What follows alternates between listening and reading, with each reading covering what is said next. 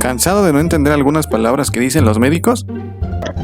Este tipo de patologías tienden a agravarse en personas con comorbilidades, y según el estudio histopatológico parece que es una neoplasia benigna, pero aún así no descartaremos la posibilidad de una laparotomía. A veces los médicos utilizamos palabras técnicas dando por hecho que el paciente las entiende, no obstante hay muchos que no lo saben. ¿Qué es patología? Patología es como el conjunto de síntomas de una enfermedad, ¿no? ¿Sabe usted lo que es comorbilidad? ¿O alguna vez ha escuchado este término? Posiblemente, pero no doy mucho. Exactamente. Ahora, ¿sabe qué significa comorbilidad? No lo recuerdo. ¿Saben qué es patología? Creo que sí. Bueno, patología igual es como una enfermedad, ¿no? Por eso, en esta ocasión veremos algunas palabras de uso frecuente en la consulta o pláticas médicas que probablemente, muy probablemente, no conoces.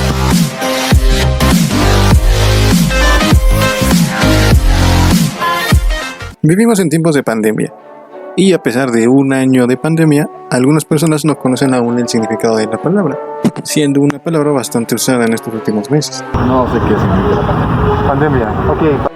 La palabra pandemia etimológicamente está compuesta por dos palabras, pan, que quiere decir todo, y demia, que deriva de la palabra demos, que significa pueblo, y hace referencia a la situación en la que una enfermedad de cualquier tipo está presente en más de un continente, o por qué no, en todo el mundo. En cambio, la epidemia hace referencia a una enfermedad que se reduce a un área determinada y en la cual aparecen más casos de los esperados. Un ejemplo de esto sería la influenza. En invierno se espera que haya casos de esta debido a los cambios climáticos que se presentan en la época, y estaríamos hablando de una epidemia de influenza cuando se presentan más casos de los esperados en una comunidad o incluso en una entidad. Una palabra bastante común, no solo en esta temporada, es comorbilidad. Incluso podríamos haber escuchado de las personas con comorbilidades tienden a tener más complicaciones por COVID-19. Bueno, pues la palabra se utiliza para indicar que una persona tiene dos o más enfermedades al mismo tiempo. Un ejemplo de esto es un paciente que sufra de obesidad y que a esta se le agregue hipertensión, o diabetes, o cáncer, o artritis, o lupus, o cualquier otra que se les ocurra. La palabra patología no quiere decir que te haces pato. ¿Sabes lo que es patología? No. ¿Es pato? Es un sinónimo de enfermedad, aunque también puede referirse a la rama de la medicina que se encarga de estudiar los trastornos anatómicos y fisiológicos de los órganos. La palabra neoplasia se utiliza para describir una formación anormal de tejido. En palabras más sencillas, es un sinónimo de tumor. Y junto con esta palabra vienen otras dos que podrían causar confusión, las palabras maligno y benigno.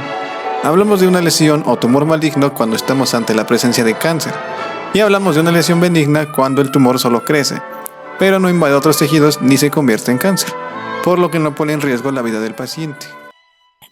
Edema es acumulación de líquido en el cuerpo. Puede ser local, es decir, una parte específica del cuerpo, por ejemplo cuando nos machucamos un dedo, y también hay edema generalizado, que ocurre como consecuencia de patologías. ¿Patologías? Ustedes ya me entienden. Patologías como lesión renal, insuficiencia hepática o insuficiencia cardíaca. Cefalea, dolor de cabeza, astenia, debilidad muscular, ataque al estado general, simplemente es la sensación de estar enfermo, hemorragia, sangrado, rinorrea, salida de moco por la nariz. Los médicos usamos palabras para referirnos a ciertos colores que para los demás podrían sonar rebuscadas. Por ejemplo, un médico no dice tiene las manos azules. Un médico dice tienes cianosis. Un médico no dice tienes roja la piel. Un médico dice tiene eritema. Un médico no dice piel blanca. Un médico dice leucodermia. Como te puedes dar cuenta, los prefijos cian, eritro y leuco significan azul, rojo y blanco respectivamente. Y no solo se utilizan para la piel, pues los eritrocitos son los glóbulos rojos que transportan el oxígeno en la sangre y los leucocitos son los glóbulos blancos que nos protegen de enfermedades. Enfermedad infecciosa. Pues tal vez es muy obvia, pero por si acaso, es una enfermedad que será provocada por microorganismos, es decir, virus, bacterias, parásitos, hongos y otra característica principal es que es contagiosa. Sí, herpes, influenza, gonorrea, hepatitis, tuberculosis, lepra son ejemplos de enfermedades infecciosas producidas por microorganismos. Enfermedad crónica degenerativa. A diferencia de las anteriores, estas no son causadas por microorganismos y por consiguiente no son contagiosas. Se trata más bien de una falla en el funcionamiento normal del cuerpo y generalmente no se curan, aunque sí pueden controlarse. Pero desafortunadamente este tipo de enfermedades disminuye mucho la calidad de vida de las personas. Tenemos ejemplos como la diabetes mellitus, la hipertensión arterial o la enfermedad pulmonar obstructiva crónica. Y para finalizar en esta ocasión tenemos las llamadas autoinmunes. Estas son un poco más complejas. El sistema inmunológico es el encargado de protegernos de las enfermedades infecciosas y en ocasiones no cumple una buena función y termina atacándonos a nosotros mismos.